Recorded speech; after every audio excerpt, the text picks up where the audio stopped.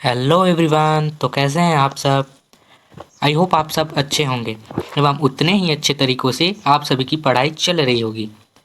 तो आज मैं आपके लिए लेकर आ चुका हूँ छत्तीसगढ़ बोर्ड कक्षा 10वीं वार्षिक हिंदी का प्रादर्श प्रश्न पत्र मॉडल प्रश्न पत्र पहला आपके लिए लेकर आ चुका हूँ। आप देख सकते हैं मॉडल प्रश्न पत्र पहला। ठीक है, तो चलिए शुरू करते हैं आज का ये वीडियो।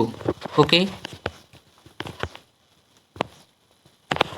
तो पहला दिया हुआ है प्रश्न क्रमांक पहला का अ। नीचे दिए गए प्रत्येक के 4 वैकल्पिक उत्तर दिए गए हैं। सही उत्तर चुनकर अपनी उत्तर पुस्तिका में लिखिए। प्रत्येक प्रश्न के सही उत्तर पर 1 अंक निर्धारित है। तो आपको इसका उत्तर चुनकर लिखना है। ओके, पहला है नर्मदा का उद्गम स्थल है। तो नर्मदा का उद्गम स्थल है अ अमरकंटक, ब कश्मीर, स इलाहाबाद, द छत्तीसगढ़। तो आपका सही उत्तर हो जाएगा अ अमरकंटक। ओके, दूसरा है विश्व का सबसे बड़ा जनतंत्र है। अ भारत, ब जापान, स इंग्लैंड, द रूस। तो आपका उत्तर हो जाएगा भारत अ। ओके, उसके बाद तीसरा है मिट्टी से बनी कलाकृतियाँ बनाना है। अ ऋण शिल्प, ब हस्तशिल्प, स काष्ठ शिल्प, द ताम्र शिल्प। तो मिट्टी से कलाकृतियाँ हम हाथ से बनाते हैं, तो हमारा उत्तर हो जाएगा ब हस्तशिल्प। चौथा है गृह प्रवेश के कवि के मन की व्यथा क्या है। अकेलापन, ब गरीबी, स बेरोजगारी, द घर की कमी। तो गृह प्रवेश की कवि के मन की व्यथा है अकेलापन। आपका सही उत्तर हो जाएगा अ। ठीक है, पांचवा है जीवन का झरना कविता में मुख्य रूप से कौन सा गुण है।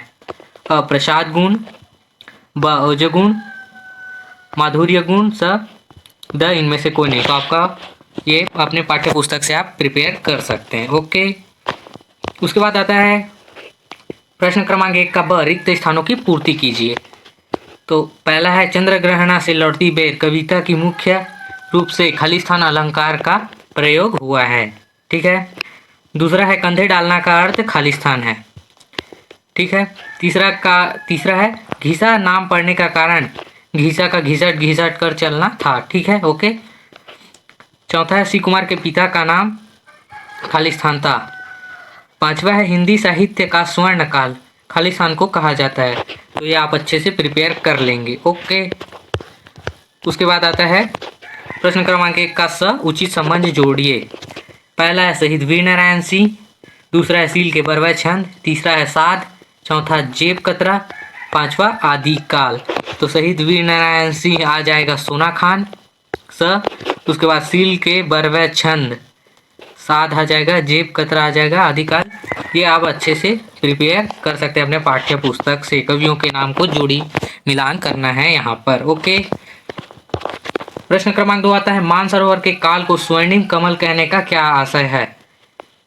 प्रश्न क्रमांक तीसरा है लड़की को दान देते वक्त माँ की अंतिम पूंजी देने जैसा दुख क्यों हो रहा था। ओके, प्रश्न क्रमांक चौथा है तुरतुरिया नामक स्थान क्यों प्रसिद्ध है।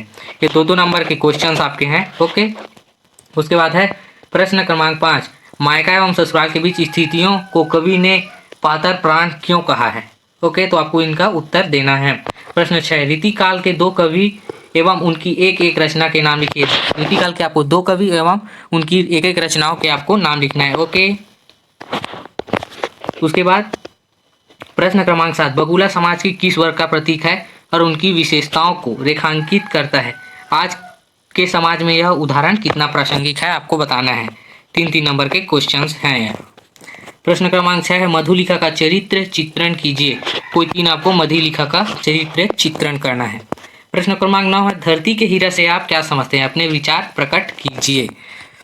प्रश्न क्रमांक 10 है आधुनिक काल की कोई 3 विशेषताएं लिखिए। आधुनिक काल की आपको 3 विशेषताएं लिखना है। ओके, प्रश्न क्रमांक 11 है सबका दुख अलग अलग होता है, किस किस तरह के दुख के अनुभव आपने किए हैं। आपने जो जिस तरह से अपने दुख का अनुभव किया है, घर में काम, होमवर्क, ज़्यादा खेलने न देना, टीवी न देखने देना, इन सबको आप यहाँ पास लिख सकते हैं। ओके, इस प्रश्न में लिख सकते हैं। उसी के अथवा में दिया हुआ है मजदूर नहीं होते तो हमारी दुनिया के विकास के कार्यों का क्या होता, कल्पना कर अपने शब्दों में लिखना है। ये तो बहुत ही सरल है, आप सोचकर लिख सकते हैं। ओके, उसके बाद आता है हमारा प्रश्न क्रमांक 12। छत्तीसगढ़ की जनता के बीच वीर नारायण सिंह की लोकप्रियता के क्या कारण क्या है, आपको बताना है। उसी के अथवा में हम देखते हैं, गृह प्रवेश कविता में अतिथियों और चिड़ियों में समानताएं क्या बताई गई हैं, कोई 4 आपको लिखना है। तो 4 आपको इसमें प्रिपेयर कर लेना है। ओके, उसके बाद प्रश्न क्रमांक 13 है, राम रतन धन को जन्म जन्म की पूंजी कहने का क्या आशय है, लिखिए।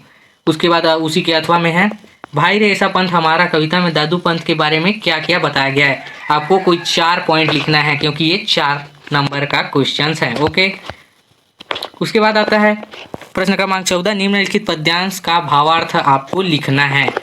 पद्यांश को पढ़कर इनका भाव के अर्थ को आपको लिखना है, बताना है। उसी के अथवा में दिया हुआ है उसके ही जैसा पद्यांश, उसी को आपको पढ़कर उसके भावार्थ को लिखना है। ठीक है, ओके। प्रश्न क्रमांक 15 आता है, निम्नलिखित गद्यांश की व्याख्या कीजिए।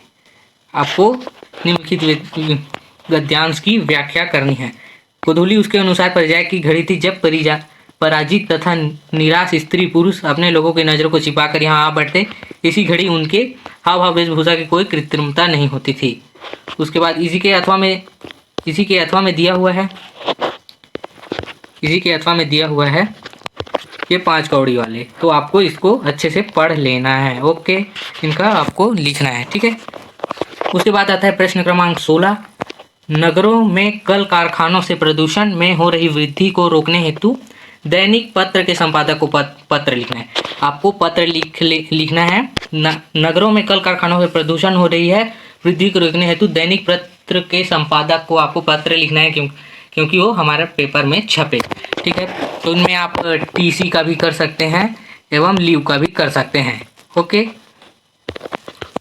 उसके बाद अथवा में उसी का दिया हुआ है, अपनी बड़ी बहन के विवाह की तैयारियां संबंध जानकारी देते हुए अपनी सहेली दोस्त को पत्र लिखिए। अपनी बड़ी बहन की विवाह की तैयारी संबंधी जानकारी देते हुए अपनी सहेली दोस्त को पत्र लिखिए। लड़का हो तो दोस्त, लड़की हो तो सहेली। ओके, उसके बाद हमारा प्रश्न क्रमांक 17 आता है, निम्नलिखित अपठित गद्यांश को पढ़कर उससे नीचे दिए गए प्रश्नों के उत्तर लिखिए। कोई 5 आपको लिखना है, जिन 6 दिए उनमें से 5 आपको लिखना है। तो ये पैराग्राफ को आपको अच्छे से पढ़ लेना है। उसके बाद आपको इसी में से उत्तर ढूंढ कर देना है। ओके, तो देखते हैं प्रश्न क्या क्या है। पहला प्रश्न है, लक्ष्मीबाई जन्म कब और कहाँ हुआ? लक्ष्मीबाई का बचपन कैसे बीता? मनु लक्ष्मीबाई कैसे बनी? गंगाधर राव की चिंता का क्या कारण था? रानी लक्ष्मीबाई की प्रशंसा में स्मिथ ने क्या कहा? रानी लक्ष्मीबाई के माता पिता का नाम क्या था? झांसी के उत्तराधिकारी किसे बनाया गया? उपरोक्त गद्यांश का उचित शीर्षक लिखिए। तो इनमें से 8 क्वेश्चन है, जिनमें से आपको 5 लिखने हैं। ओके, 8, इनमें से 3 आपको नहीं लिखने हैं। ओके, उसके बाद आता है हमारा उत्तर क्रमांक 18। प्रश्न क्रमांक 18 हमारा आता है, निम्नलिखित विषयों में से किसी एक विषय पर 250 शब्दों में निबंध लिखिए। तो आपको इनमें से लिखना है, प्लास्टिक का ज्वलन समस्या, छत्तीसगढ़ के पर्यटन स्थल, नर हो न निराश करो मन को। चौथा है, मोबाइल फोन हमारे जीवन पर क्या प्रभाव पड़ेगा? समाज में स्त्रियों की बदलती भूमिका। आप चाहें तो जीवन में खेलों का महत्व